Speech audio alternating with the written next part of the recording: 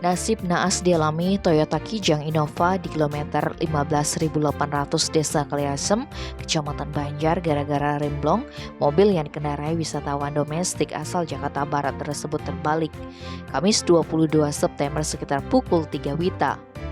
Kasih-Humas Polres Buleleng AKP Gede Sumarjaya mengatakan kecelakaan tunggal itu berawal dari kendaraan Toyota Innova yang dikemudikan Audric Jonathan bersama 5 penumpang melaju dari arah selatan menuju ke utara.